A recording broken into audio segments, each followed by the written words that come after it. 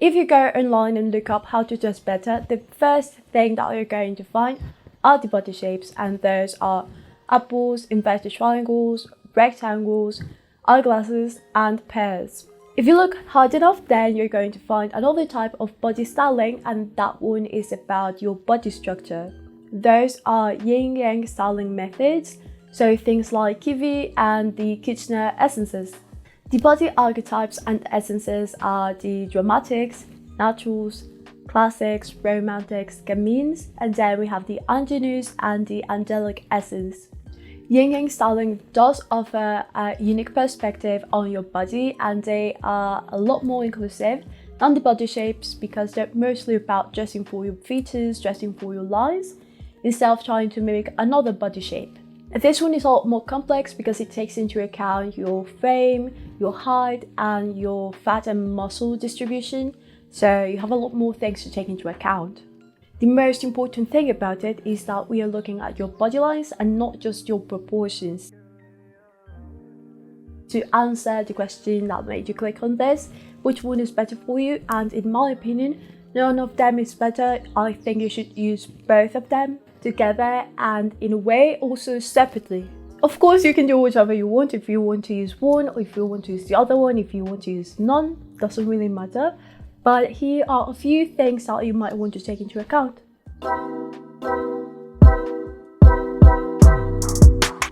Here's why I recommend using both. First, we have the fruit system. The fruit system is about balance, so what you're going to do with that is play around with the visual weight of items to create visual illusions. Usually that translates into looking like an hourglass, but not everyone wants to look like an hourglass. And also another thing that shouldn't happen, but it does, is that body shapes come in and out of style. So first we have the rectangle, then we have the apples, then we have the inverted triangles, then the hourglasses, now it's probably the pears. So maybe it's better for you to choose what you want to do with your body, what you want to highlight, what you want to emphasize, and the things that you want to minimize, instead of going for the trendy body shape. You might not want to look like someone else, and that's completely valid. Actually, I think that makes more sense. But the thing is that you can understand how items interact with your body, so you can choose what you want to do with it. You can choose to emphasize the things that you really like and minimize the things that you don't like as much. For example, I have broad shoulders, so a recommendation for me would be not to wear wide necklines or off the shoulder tops. But the thing is that I actually like having broad shoulders. So if I go look at that and see, oh, why is this thing telling me not to wear that? If in my opinion it looks good, an alternative to that same tip would be saying, oh, if you don't want to widen your shoulder line or emphasize your shoulders, you should avoid this kind of tops. So that way I can choose, oh, I really like that, I'm going to do it, or I hate that, so I'm not going to do it. That gives you the option to choose, and that brings us back to fashion rules are made to be broken, but it helps a lot to know what's going to happen instead of doing just trial and error, because trial and error is way too expensive.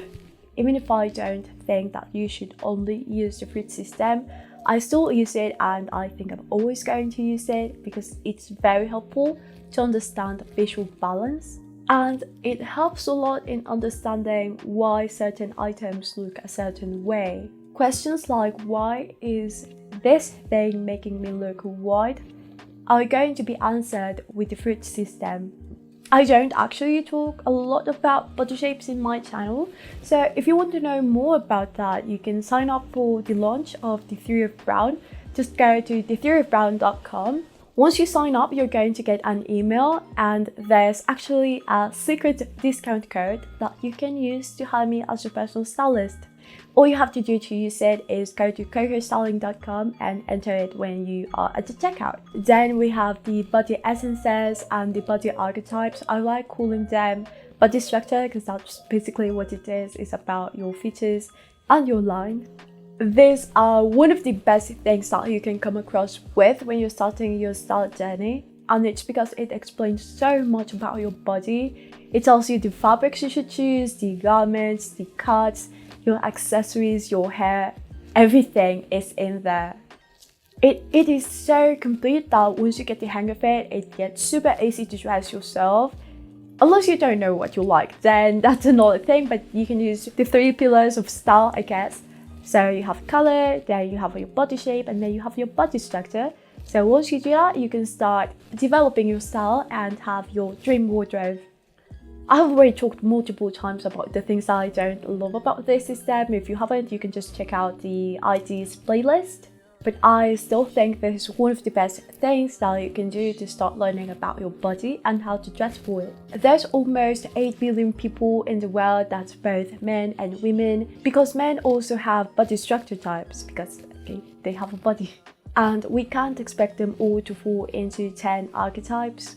Everything in styling is a spectrum. You can be one season and then borrow colors from another one. You can have one body shape but then also have features of another one.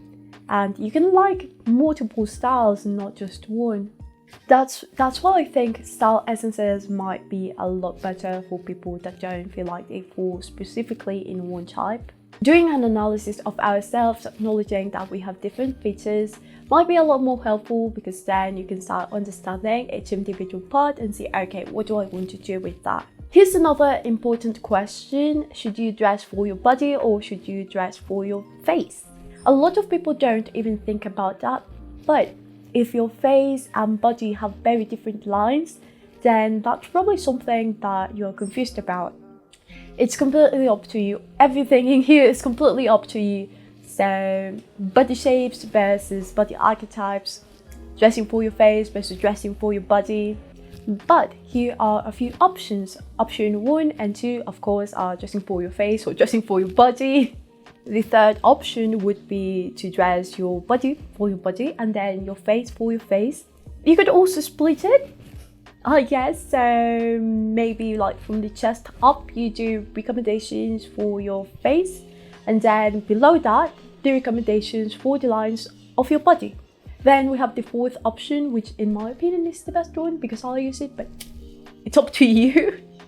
I think that the best way to actually achieve balance is to combine both in a harmonious way. It doesn't really have to be like, I'm going to split it in half like the last one. I guess that's easier if you don't really want to think about it. Of course, you have to do it in a cohesive way. You don't want to look like you're literally wearing 2 different outfits. You just didn't know which one to choose. We do have a small issue, and it's that sometimes a certain style is going to be associated to a certain body type. So maybe you really like the classic aesthetic, but that does not make you a classic. Or you might not want to be a natural because you don't love the boho aesthetic. And that's going to happen a lot if you look for inspiration in mood boards, which you have to do, I guess, at some point. But you being a type doesn't mean that you have to wear the exact same outfits from that mood board. There are a lot of birds outside today. In the end, you don't really have to choose one or the other, it doesn't really matter. Yin-yang styling and essences are great for people that are looking for a more comprehensive guide on their bodies. And the fruit system is great for people that want to learn how to play around with visual balance, to emphasize and minimize certain features. My conclusion would be to use the fruit system, but not in a way to look like an hourglass or whatever body shape is trendy at the moment. Instead, you can use it as a guide on how to play around with visual weight. And then use a yin-yang styling system to dress for your body lines and your features, but not associated to a specific style. That's it for today. Which one do you use? Which one do you prefer? Have you ever heard of them? Is it completely new? If it's completely new to you, or you just want to learn a bit more about it, then you should watch this playlist.